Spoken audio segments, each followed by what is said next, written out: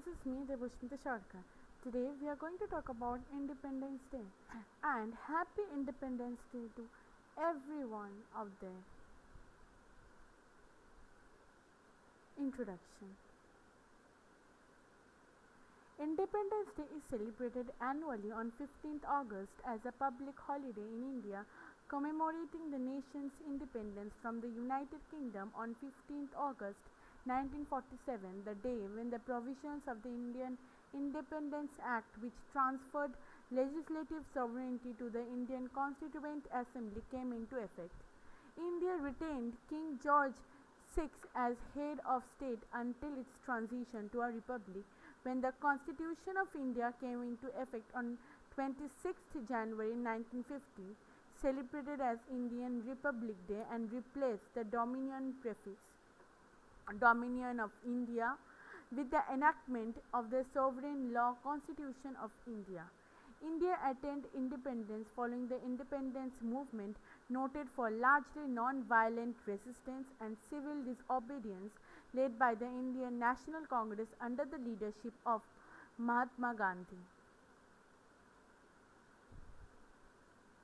Now let's talk about the history. European traders had established outposts in the Indian subcontinent by the late 17th century. Through overwhelming military strength, the East India Company fought and annexed local kingdoms and established themselves as the dominant force by the 18th century. Following the Indian Rebellion of 1857, the Government of India Act 1858 led the British Crown to assume direct control of India. In the decades following, civil society gradually emerged across India. Most notably, the Indian National Congress Party, formed in 1885, the period after World War I, was marked by colonial reforms such as the Montagu-Chelmsford reforms, but it also witnessed the enactment of the unpopular Rowlatt Act and calls for self-rule by Indian activists. The discontent of this period crystallized into nationwide non-violent movements of non-cooperation and civil disobedience led by Mohandas Karamchand Gandhi.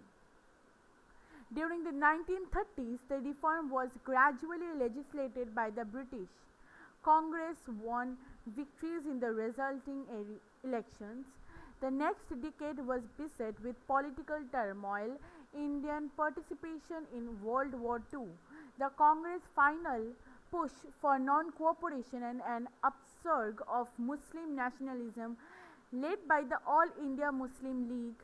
The escalating political tension was capped by independence in 1947. The jubilation was tempered by the bloody partition of colonial India into India and Pakistan. Millions of Muslim, Sikh, and Hindu refugees trekked the newly drawn borders in the months surrounding independence. In Punjab, where the borders divided the Sikh region in halves, massive bloodshed followed.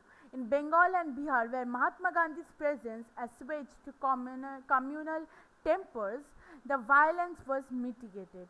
In all, between 2,50,000 and 10 lakh people on both sides of the new borders died in the violence. While the entire nation was celebrating their Independence Day, Gandhi stayed in Calcutta in an attempt to stem the carnage. On 14th August 1947, the Independence Day of Pakistan, the new Dominion of Pakistan, came into being. Muhammad Ali Jinnah was sworn in as its first Governor General in Karachi.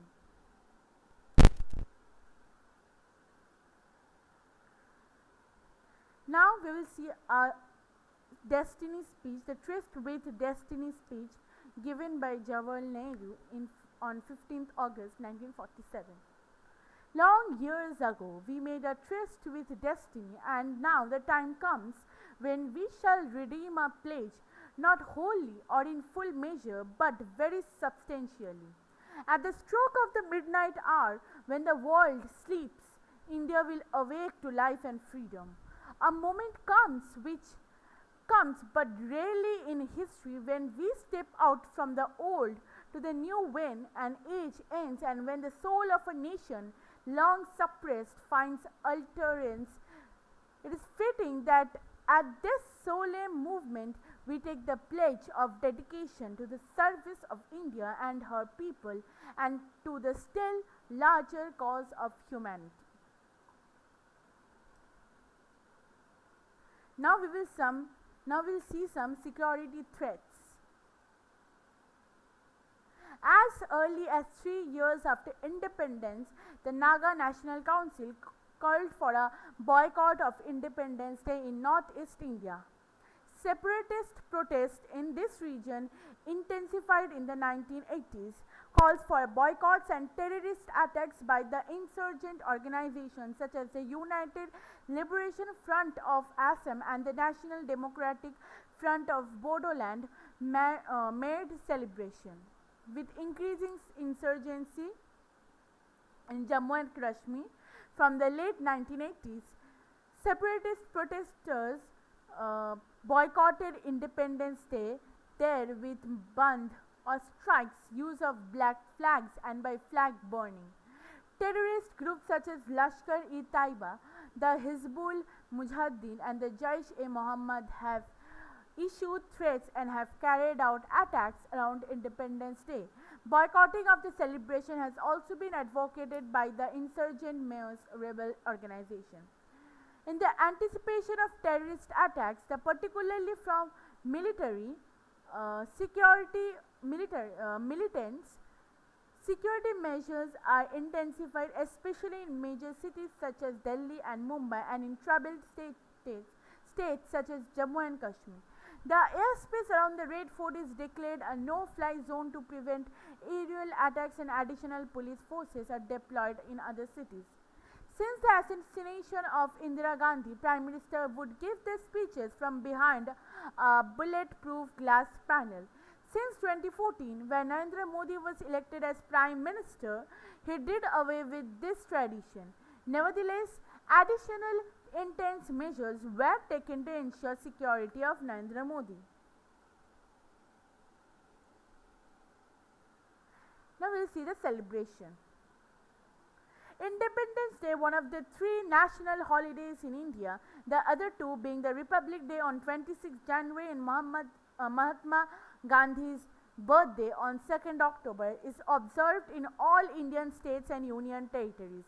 On the eve of Independence Day, the President of India delivers the address to the nation. On 15th August, the Prime Minister hoists the Indian flag on the ramparts of the historical site of Red Fort in Delhi. In his speech, the Prime Minister highlights the past year achievement, raises important issues and calls for further development.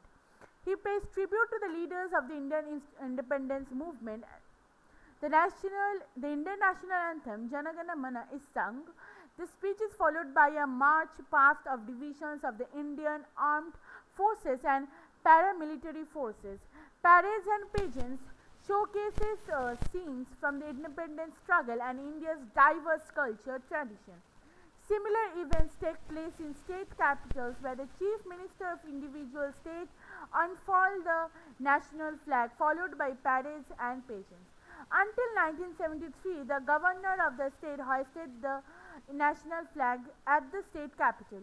In February 1974, the Chief Minister of Tamil Nadu, M. Karunanidhi, took up the issue with then Prime Minister Indira Gandhi that the chief ministers like the Prime Minister should be allowed to hoist the national flag on Independence Day. Since 1974, chief ministers of the respective states have been allowed to hoist the national flag on Independence Day.